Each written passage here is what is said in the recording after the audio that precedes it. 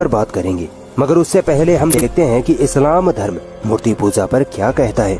आप दुनिया की किसी भी मस्जिद में चले जाएं, आपको कहीं भी मूर्ति नहीं मिलेगी, क्योंकि इस्लाम का मूल सिद्धांत ही यही है कि अल्लाह निराकार है। अल्लाह की कोई तस्वीर, कोई मूर्ति नहीं हो सकती। अरे जो ईश्वर इंसानों की अक्ल में आ जाए, इंसान जिसकी मूर्ति बना दे, तो फिर वो ईश्वर कैसे हो सकता है।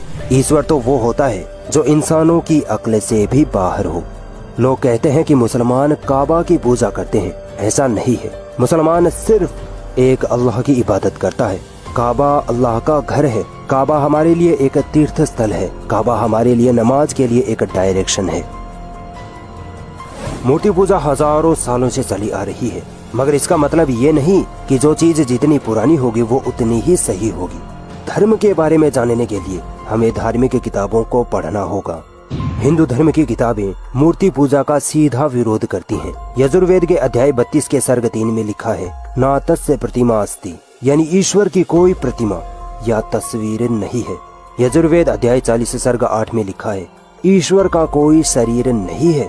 अब जरा सोचो, जब ईश्वर की कोई तस्वीर नहीं, ईश्वर का कोई शरीर नहीं, तो ये मूर्तियाँ कहाँ से बना ली गई? किसको देखकर ये मूर्तियाँ बनाई गई? दोस्तों, मूर्ति पूजा का इतिहास पुराना है।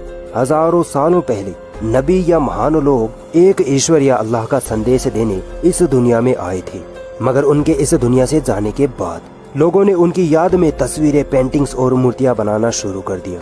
और धीरे धीरे पीढ़ियां गुजरने के बाद लोग उन्हीं महान पुरुषों की मूर्तियों को ईश्वर मान बैठे और उनकी पूजा करने लग गए।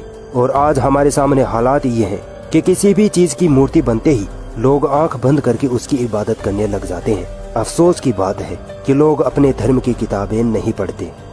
यजुर्वेद अध्याय 40 सर्ग 9 में मूर्ति पूजा को साफ मना किया गया है।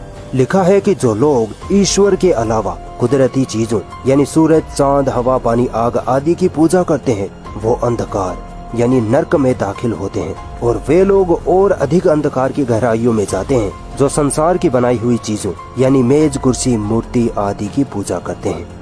दोस्तों, वेद हिंदू धर्म में सबसे ऊंची किताब मानी जाती है। वेदों से प्रमाण देने के बाद किसी और प्रमाण की जरूरत नहीं है।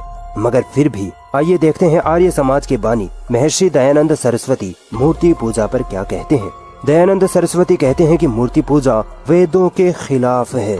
मूर्ति पूजा करना पाप है, जबकि वेदों में मूर्ति पूजा का अता पता ही नहीं है।